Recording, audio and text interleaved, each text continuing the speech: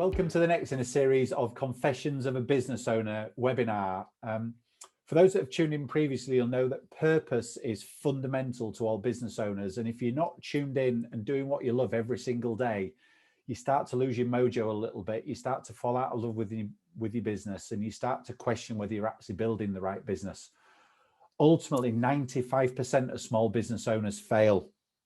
And that's a staggeringly heartbreaking statistic. So if we can get more business owners tuned into their purpose, so they're building the right business, they're fired up every single day, then we're serving our purpose as a business owner. And I'm absolutely delighted this afternoon to welcome Emma Stirk. I've known Emma for a number of years. Emma is a coach. She's a trainee psychologist. She's just told me she's a homeschooler. She's a super mum. But more important in the context of this afternoon, she's owner of the Law Lounge. She's a lawyer. So Emma, good afternoon to you. Hi, thanks Gary. It's good to be here. No, listen, nice to see you, and it's great to catch up. So Emma, just let's jump straight into it. You know, that little bit there about people not building the right business, people not being in charge of their own destiny. What was that moment? What was that trigger point for you where you left employment and decided to set up on your own? What was that trigger point that something wasn't working for you? I think for me it came because I was going back to work. I worked for a big organisation. So I worked for a law firm, and I was on mat leave, and during my mat leave, the firm got taken over by a big organisation who were not lawyers. So we were being run by non-lawyers, which makes lawyers nervous because we have a certain way of working, certain way of recording our time, and the fees are, we build the fees up and then we bill them. So cash flow can be unusual to different other business types, and they started to bring in a lot of changes.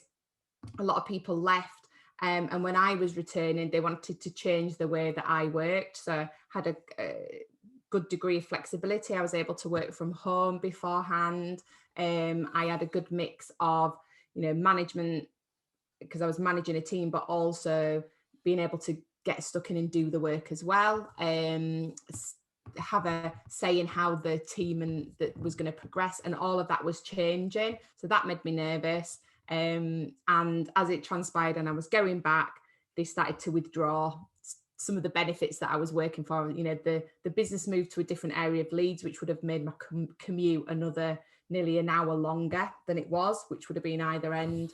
I've lost the flexibility to work from home, and the decision I had to make was that if I continued with my career as it was, I would have had to hire in effect another me, so a nanny to look after my children, do the pickups and drop-offs school, and basically do the job I should have been doing, I felt, as a mum, because that had become my job when I'd chosen to have children. So I felt overwhelmed, and like I was out of control of my own life, and then I had to weigh up whether the job and was I doing enough in the job that I loved to warrant all the the compromises that I was going to have to endure to sort of continue, really.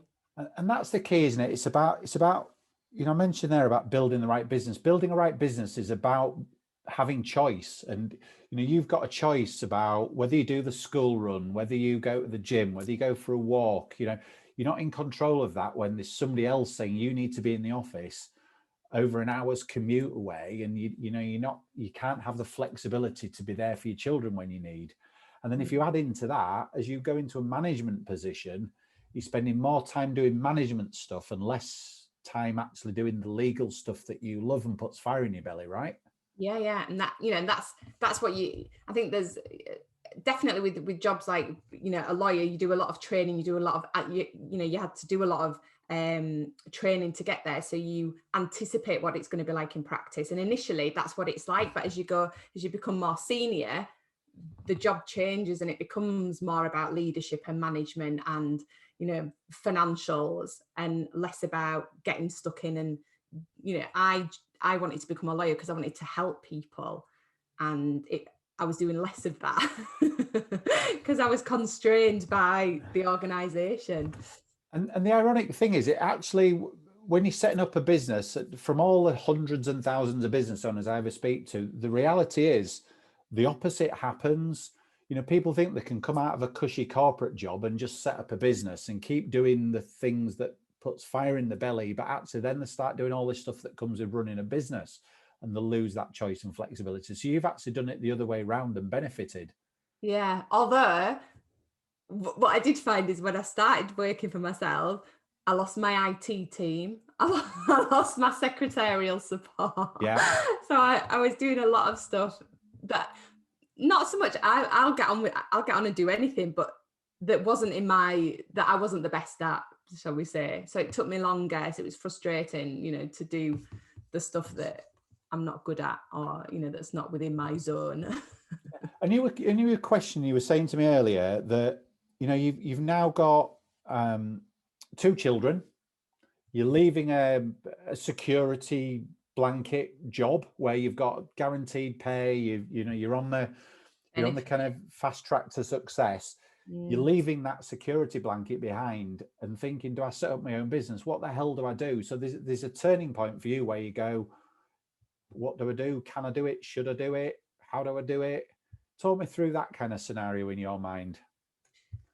Yeah, so it took, I would say that actually taking that the transition from being an employee to working for myself, I think mentally took me about 6 months to come to terms with, because it wasn't, although you finish one and you start another, there's a transition period, I think, of changing your mindset. But for me, it was about thinking, what do I do for the rest of my life? And I didn't just decide, right, I'm finishing working, as a lawyer in the corporate world, I'll set up as a lawyer myself. I went through a period of what else can I do, like explore all the options first, take a step back, what else? And I thought, right, well, I could do teaching, that they have loads of holidays. That'll be brilliant. That'll work with my kids. I'll do teaching. And then, so I looked into teaching, but then I thought, well, actually I'm doing the same, if I'm working at this school, I'll not be able to get there to the start of school and drop my children off at this school. So that ain't going to work. And I ain't got the patience to be a teacher anyway, but you explore the options, I think, to see. And I think by exploring what else is out there, it makes you think, actually, what am I good at? What do I want to do? I wanted to be a lawyer since I was 8, and I followed that career path. And, I know my stuff. I enjoy it. I trained. I got dual qualified as a solicitor advocate. I love it when I get hold of a case and I have to sort out what's happening and negotiate and litigate. I love getting stuck into that. I didn't want to lose that, but equally, I didn't want the pressure of being told what to do. So it's a case of, if I, because I did think, well, I'll find another corporate job. But then it was writing a list of what did that job want to look, what did I want that job to look like? And I couldn't do that job. I couldn't write that role profile again without the compromises. So it left me with no option. And I think it's talking to yourself to say, okay, if I don't do this, what's going to happen? So for you, it was ultimately about giving you the choice and freedom to be in control of your own destiny, wasn't it? Yeah. And what happened, if I stay, it's been at that crossroads, isn't it? I do this when I coach clients, you think of yourself at that crossroads. If you go this way, what happens at the end? Sort of the end, you can go right to the end of your life. Yeah. What does that look like? Are you happy with the choices? Are you happy where you end up? And then bring it back and go the other way. So what if I say, I was petrified of being on my own, and the amount of days I just sat, because I didn't have my own office at the time, just sitting at the kitchen table thinking, like, what am I going to do here?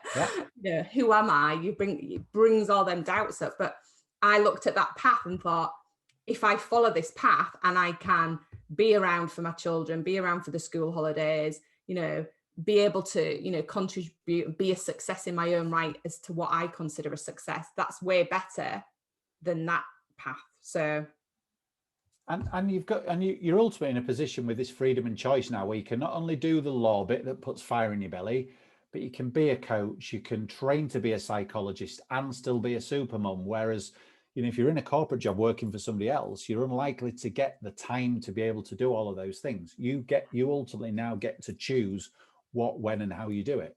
Yeah, I always felt like I had something to prove, being a woman in law and then going back to work as a mum. I felt that because I had to leave at a certain time, otherwise the kids would get locked in nursery or I'd get a massive fine, that I was seen leaving the office, and that put pressure on me. So I'd always do over, I'm a person that does over and above anyway, but I felt I had to give even more. So that came at the expense of everything else, weekends, evenings, like you said, the gym, the time for yourself, that became work time. So there was no balance at all.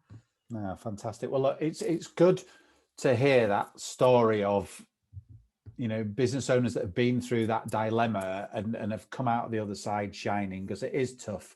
And as I say, the failure statistics are high. If we fast forward then, 10, 11 years ago, there was 1 million small business owners in the UK. There's now approaching 5 million, I think 4.9 million small business owners. And, most larger businesses have got all of their legals in place because, it's part of their due diligence and all the rest of it. But, the amount of small business owners that I talk to, that I walk into, that don't have the basic legal documentation in place is scary. And as as the number of small businesses has exploded, that problem has just got worse and worse. So, in your opinion, why do small businesses not have their house in order when it comes to all the necessary legal documentation? What's the barrier to them putting them in place? I think that there's a number of reasons. One of them is, as a business owner, we wear so many hats. So, we might have the to-do list and legals will go on there, but let's face it, it's not the most exciting, sexy topic. And, if you don't know where to start with it, it's going to stay at the bottom of that list. You've put it on the list, it's something I have to deal with, but it's unless something comes up, it's going to stay on that to-do list. It's not like your insurance where you think I might need to claim on that or something happened. Yeah. And then it's not knowing where to start. So what actually do we need? Then you become overwhelmed with what actually do I need to have in place? Am I going to get stuck with, a massive bill? Solicitors get a bad rep for our high charge out rates, which, some do charge and some have a good lifestyle off it. But, there's that if I start this, am I going to just end up paying thousands and thousands of pounds for stuff that I don't know whether I need? It's that, I suppose stereotypical if you go to the garage and you don't know what you're doing, and the engineer takes a look at your car and does one of them, and you think, oh my God, it's going to cost me loads, and I don't know whether I need this stuff doing, that. And so it's that overwhelm. It's not knowing where to start. It's not knowing who to trust, because, is the lawyer in it to pay their bills, or is the lawyer in it because they want to ensure you've got the right protection you need right now? So I think it's a combination of that, not knowing where to start or what's going to be the end result that you feel. And is there an element of, it's not broken, so this might cost me a couple of grand, $3,000, whatever. I don't have $3,000 at the moment, but it's not broken. So why do I need to fix something that's not broken? Is there an element of that? Absolutely. Yeah, absolutely. The amount of people that I get queries from will be when something's gone wrong, because, they've entered into a relationship with either it's a client or maybe it's a business partner, and it's like the start of any relationship. It's all good at the beginning. It's your honeymoon period. You're getting on really well. You think you understand each other. But then stuff happens, and it might be, it can be stuff that comes out of nowhere, something out of your control. Somebody gets ill, there's a pandemic, stuff happens that we don't anticipate, and the relationship can go sour. And that's when the issue, and that's when people get in touch because the client isn't paying, or they need to get out of this relationship, or the supply, the products are, from, down the supply chain, there's problems or defects. And then, that's when you sort of unpicking it. And then you'll get the calls from people who have seen that story, or, this happened to my friend, I better get something in place. So yeah, there's a lot of that. There's a lot of business that goes on goodwill, and there's nothing against, I've got, nothing against that. A verbal contract is as strong as a written contract. It's just, I always say, it's just less easy to recall what we've said. If you've ever been in a relationship with somebody, I don't know, me and my husband, we both think we're on the same page, but I will tell you, he will think we're here and I will think we're there. But that happens. So there's almost, you're painting there three scenarios. There's some people that will come to you proactively and say, I need to get these in place because it gives me the ultimate protection. You've got some people that have had the fingers burnt. Maybe a customer's reneged on a contract to payment, or they've had an issue with a supplier and they go, right, I now need to get this sorted because it's causing me an issue. Or the third one is somebody's seen somebody witness that and go, I better get mine sorted out before it bites me. Yeah. They've seen a sign, things pop up, somebody else has, had or they've seen somebody celebrating something like, oh, we've just had our trademark, we're celebrating, we've just got a trademark pass for this. Oh, I need to sort my trademark. So I'll get people saying, what do I need to do about a trademark? What is it? Do I need one? Questions like that, because they don't know where to start. And is it fair to say that people that come to you reactively, where they've had the fingers burnt, in a lot of cases, if not all cases, it's too late for that particular scenario because they've already had the fingers burnt? Yeah, it depends how far. As a litigator, I would say there's it's not over till it's over. So in a lot of cases, what we want to do is we want to avoid the worst case. We want to avoid getting to court. We want to avoid falling out. My first step is to try and manage and see how we can rectify and resolve the relationship with the client, with the business partner, because that's going to be the better thing. Otherwise, if you stay down protracted correspondence, litigation, it's just going to cost time, money, yeah. Energy. So there's always I do believe there's always a resolution. So it's never too late, because there's some, there's a way to deal with it. There's, tactics. And sometimes people just need to know the options, because you think that it's gone too far, but actually what's the next step? Well, it's court proceedings. Then we talk about that. And actually that makes them readjust and think, do you know what? That's not what I don't want to spend 10 grand on going to court. How can we negotiate, and how can we resolve this in a different way? So there's always, I never think there's never a lost case. There's always something you can do, even if it's just having the information. Yeah, so it's never too late in terms of, you're resolving future problems, but you would obviously advocate that it's important for a small business to have the necessary legal protection in place. Yeah, and any incident that arises is a lesson to be learned. And generally the lessons are that if you'd have had something in place, we could have avoided this. and Emma, did you see, going back 11 months when, this pandemic hit home, did you see a proliferation of issues with people getting burnt as a result of not having client contracts or supplier contracts, or even sometimes kind of team and staff contracts in place, and the caught a cold because they were left with costs that they couldn't offload, or customers stopped paying them and the revenue dried up? Yeah, and it's a lot of the time a contract is just, if you've got terms in place, a contract is not just about the legal terms. It's not just about like what happens when things have gone really wrong, and who's right, who's wrong, who's got the rights under the contract.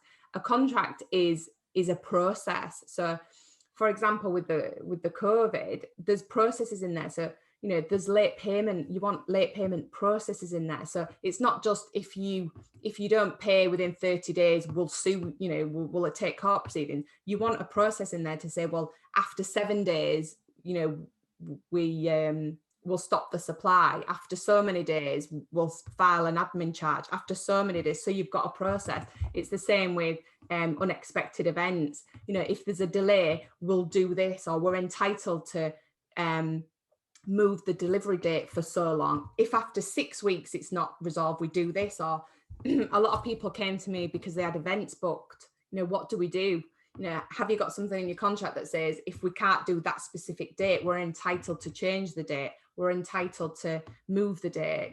So it's not just we're having to cough up the refunds. And so an illegal agreement has the processes in there, and that's where people were lost, because there was no nothing was agreed. There was no nothing in there for unexpected events. So neither party knew what to do, and So that's like you were saying, almost it's a reference point. When you were saying you and your husband maybe have got different assumptions or about a particular topic, it's a reference point for everybody to know that you're talking the same language. Yeah, exactly. While you're still friends. While you're still friends. Get it in place while you're still talking. And I know you mentioned a few minutes ago kind of trademarks as an example. What are the for a small business, somebody employing, less than 50 people, say, what are the types of contracts that should be in place or considered? And obviously that can be sector specific, but what are the kind of half a dozen or so must have contracts for small businesses? Yeah, so I guess that the first one that everybody needs to consider is the data protection policy. So you've got to have legally you've got to have a privacy notice in policy in place if you're collecting and processing personal data. So if you're obviously, it doesn't apply if you're working to business and you're only using that data, but if there's clients, if there's customers, individuals, you need to have something in place. And then if you've got staff, you need to have that in place for your staff as well. So it's not enough to just have an outward facing policy, you need inward facing policies as well for that.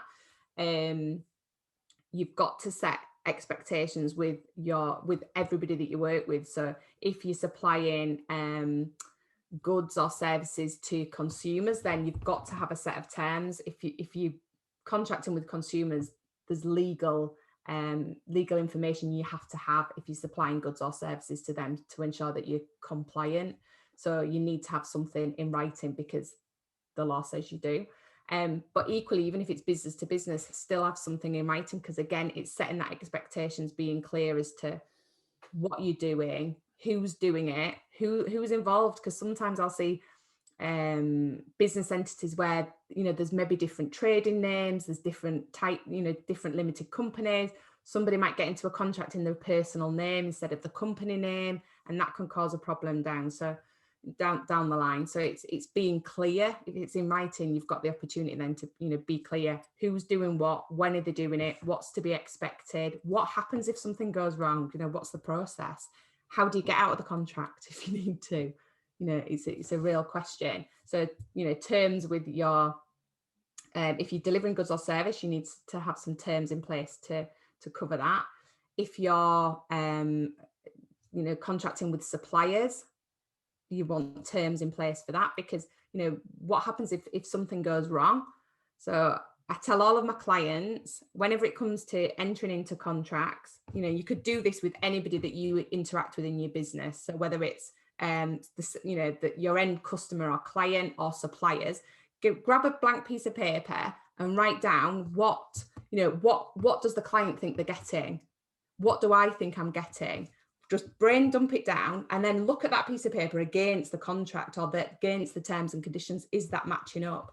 And then ask yourself, what's the worst case scenario in this situation? Is it that you're not getting paid? Is it that the supplier sends defective goods? Is it, what's the worst case scenario? And see if that's covered in the terms, because if it isn't, there's the gaps.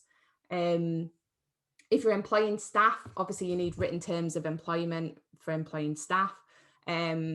Another thing I see a lot is contracting with freelancers where there's no terms in there. especially if the freelancers are creating deliverables for you. So perhaps they're creating content, perhaps they're creating designs or graphics, anything, and they will be entitled to that IP. And that is really valuable within your business. So you need to have some terms in there to ensure that anything that third party creates for your business is actually owned by you. Otherwise, you'll end up with a situation where you've paid for it, you think you own it, but you don't, they do. And that's going to cause a problem when you try and use that on your website or use it in some other method that you haven't got the rights to. That's a headache to unpick.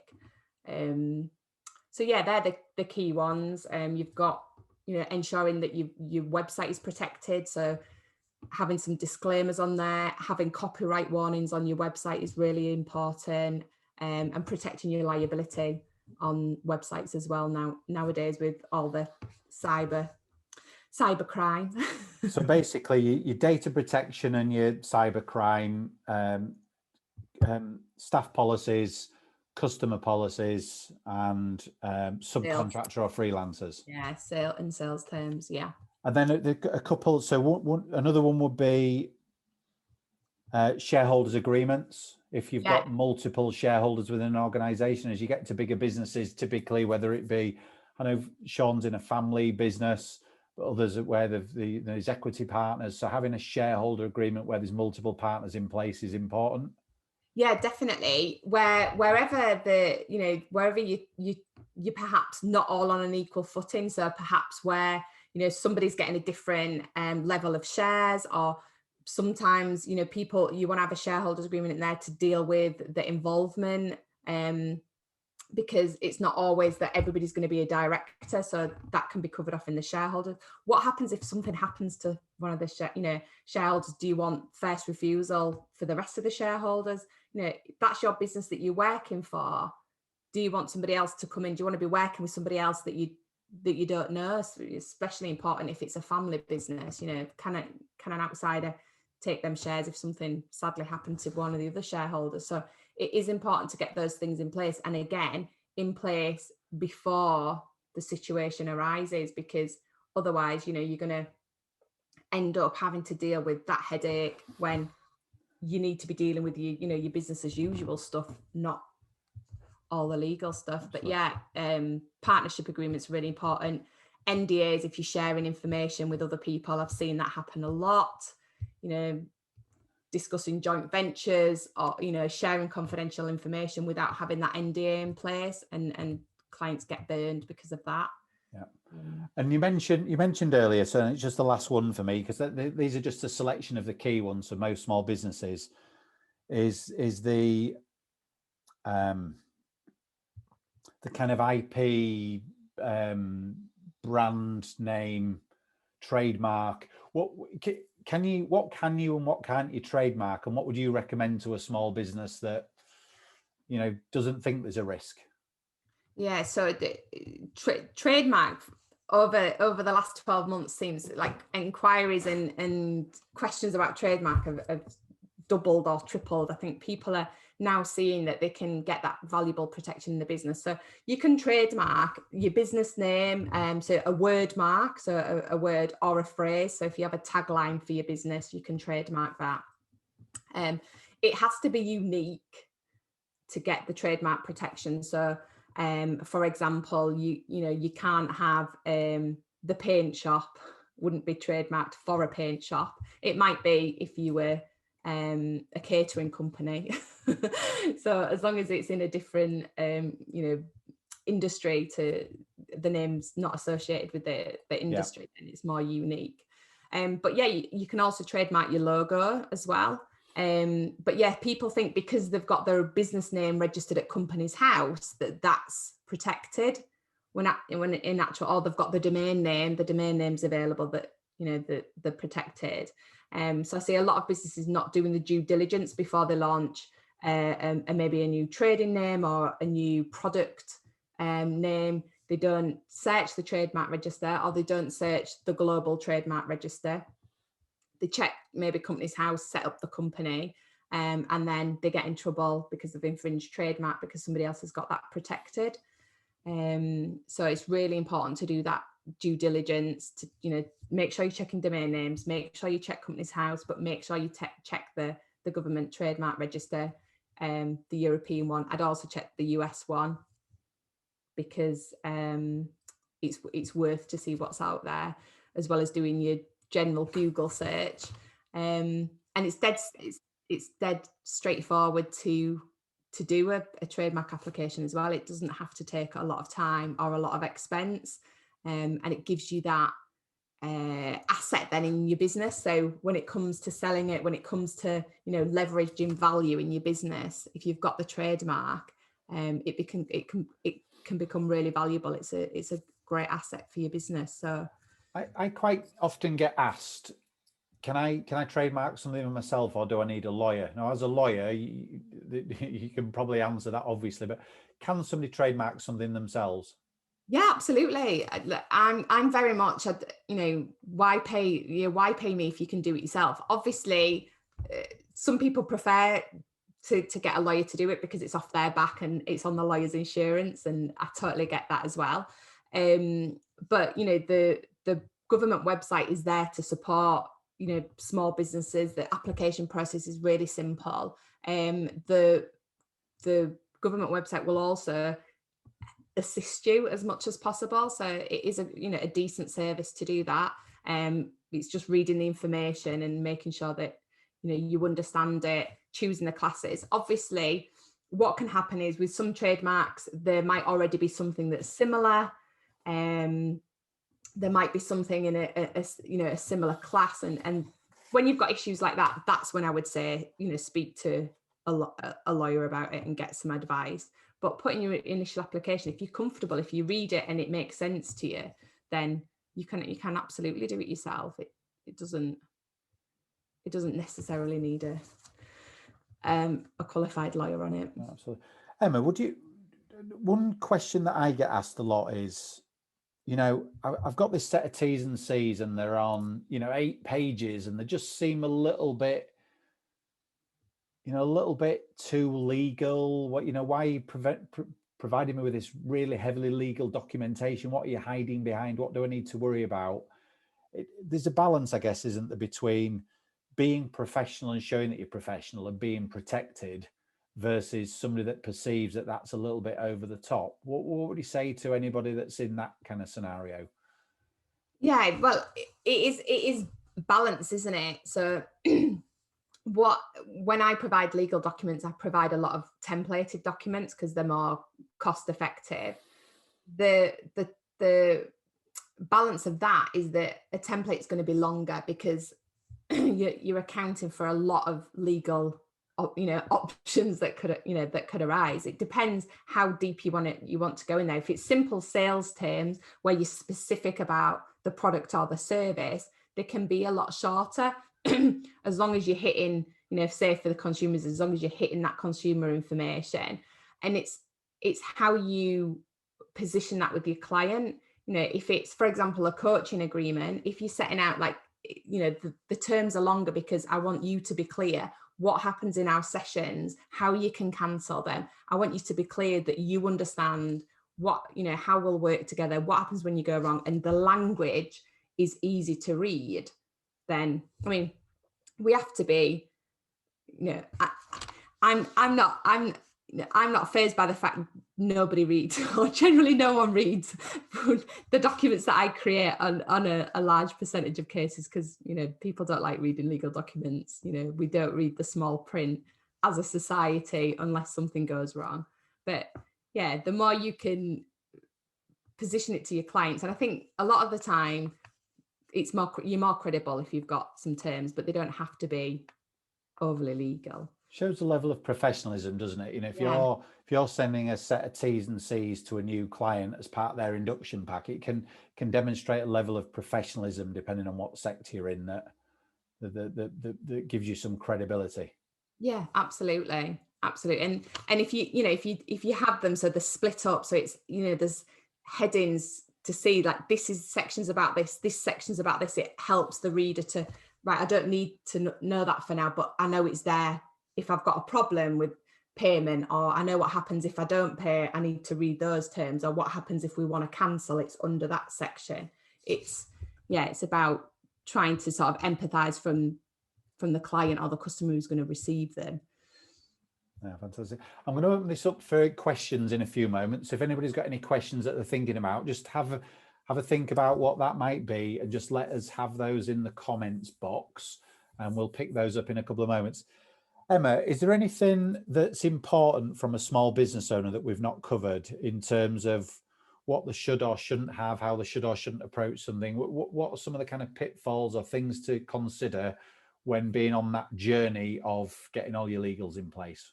Yeah, I think the the big thing, being a legal bar, I would say to read that small print.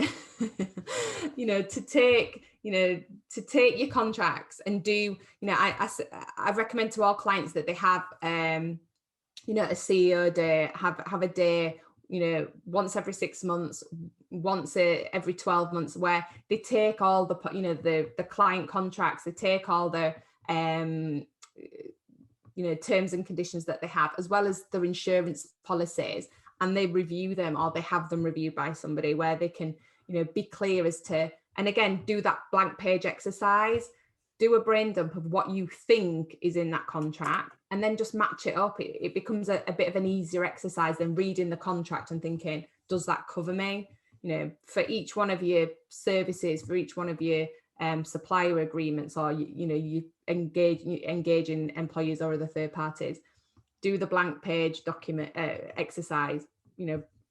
Brain dump what you think should be in there, and just match it up to see. Ask yourself the question: what's the worst case scenario in my business? Is it that is the one contract? Have I got one big client contract that if that goes, I'm in trouble?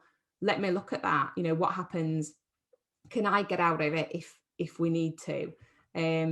Is it cash flow? How have I got that protected in my client agreements? Have I got it protected? What happens if I can't play my supplier agreements? What's in there so that I'm not getting stung with massive fees for late payment? That they would be the key, I would think. So as a general rule, having the right legals in place gives you the necessary protection for you and your team and your customers, and it presents a level of professionalism that is important in an environment where there's so much competition. Is that a kind of fair assumption of why these are necessary? Yeah, and I think it's that confidence.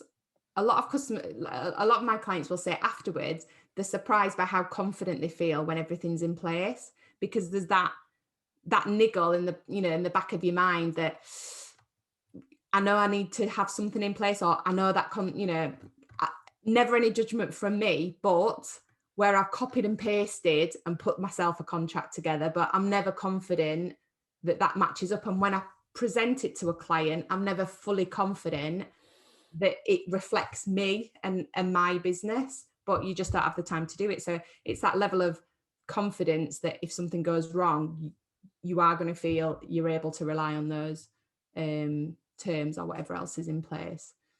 Oh, fantastic.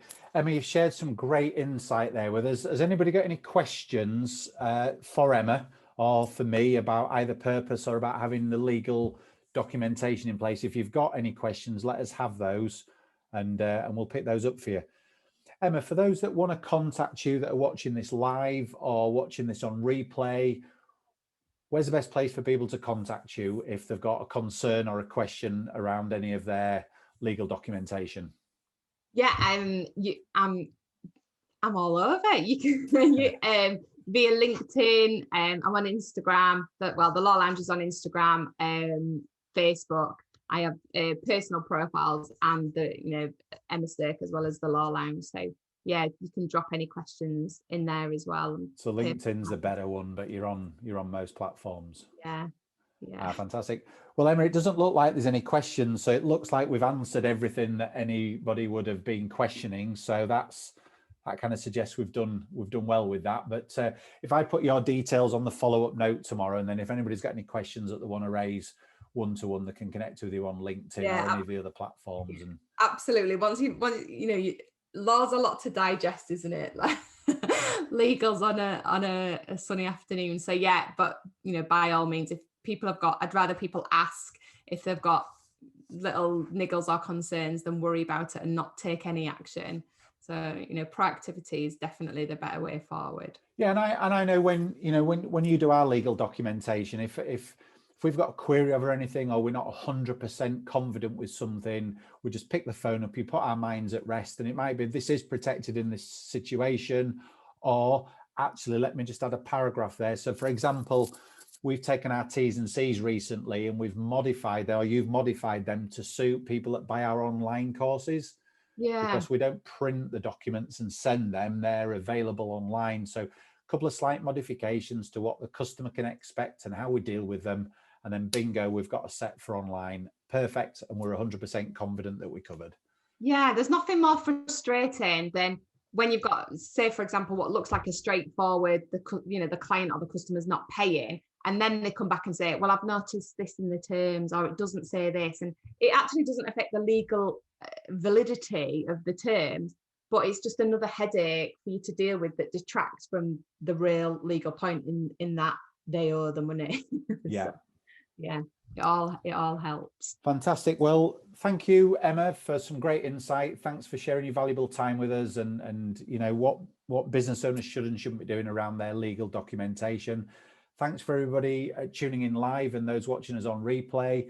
As we say, it's important for small business owners to be building the right business and be really tuned in with their purpose. And as Emma shared with us this afternoon, building a business that puts fire in your belly, that allows you that flexibility and choice when you are trying to look at other ventures, when you're trying to bring up a family, is fundamentally important. And I think Emma epitomizes that. So thank you for sharing both that around your purpose and your legals. And we've got a couple more webinars lined up that will have details to you over coming days, but we'll get a recording to you over the next 24, 48 hours for those that want to watch and catch up later or watch this on replay. So Emma and everybody joining us, thank you ever so much for your time. Thanks, Take care and speak soon. Thank you, everybody. Thank you. Bye. Thank you.